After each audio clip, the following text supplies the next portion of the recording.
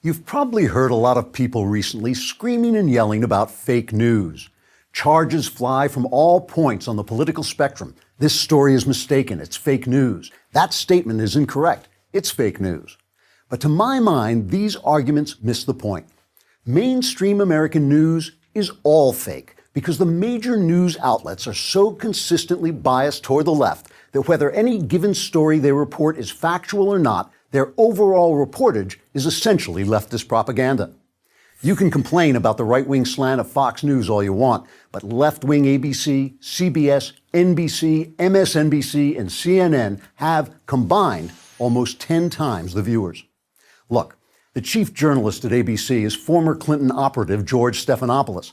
The president of CBS News is David Rhodes, the brother of a former senior Obama staffer. Comcast, which owns NBC, is run by a major Democrat donor. Same for the leadership at CBS and Time Warner, which owns CNN. Only 7% of American journalists identify as Republican. And while a lot of news outlets forbid their reporters to donate to candidates, 96% of those who did donate last time out gave to Hillary Clinton.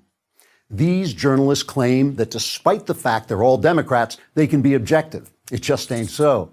Psychologists have shown that when people associate almost exclusively with those who agree with them, they suffer from groupthink and confirmation bias and lose their ability to see events clearly. Now, it's not that these journalists are liars, exactly. It's that their bias skews their reporting in very specific ways. Let me give you Andrew Klavan's 3 rules of mainstream media journalism. These can transform any story, whether it's true or not, into fake news. Rule number 1.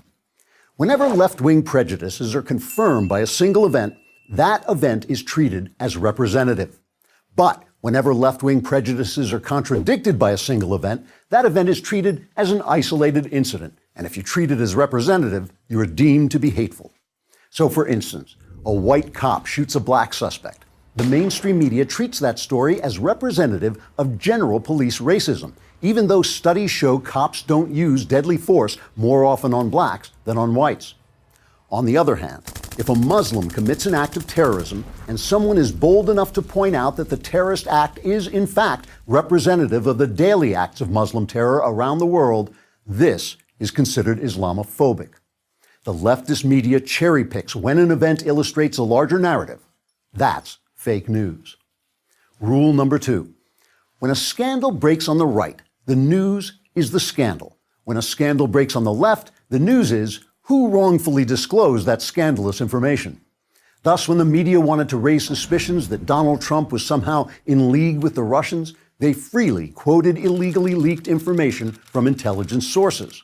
But when Congressman Devin Nunes announced he had information that the Obama administration might have misused intelligence against Donald Trump's transition team, the story became, how did Nunes get that information? And did he do it legally?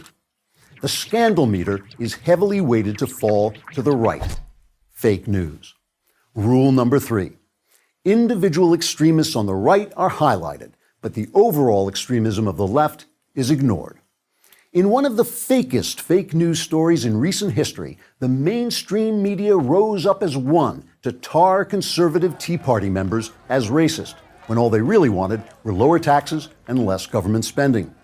Reporters gave the Tea Party disparaging nicknames, represented their almost universally peaceful gatherings as ugly and violent.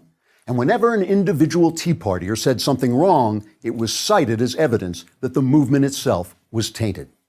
Meanwhile, the continually violent, vandalizing, anti-Semitic socialist movement that went by the name of Occupy Wall Street was hailed by journalists as an important social development, right up to the moment it vanished without a trace, except for the piles of litter its protesters left behind. Peaceful Tea Partiers wanted the small government prescribed by the Constitution, so they were radicals. Violent occupiers wanted the widespread government intrusion of socialism, so they were heroes. Very fake news. Newsweek editor Evan Thomas was once criticized when his magazine essentially convicted some white Duke University lacrosse players of raping a black woman. A rape, it turns out, they did not commit because it didn't happen. Thomas defended himself, saying the narrative was right, but the facts were wrong. The mainstream media almost always get their left-wing narrative right, whether the facts support it or not. That's called confirming your own prejudices. It's called bias. It's called fake news. I'm Andrew Klavan for Prager University.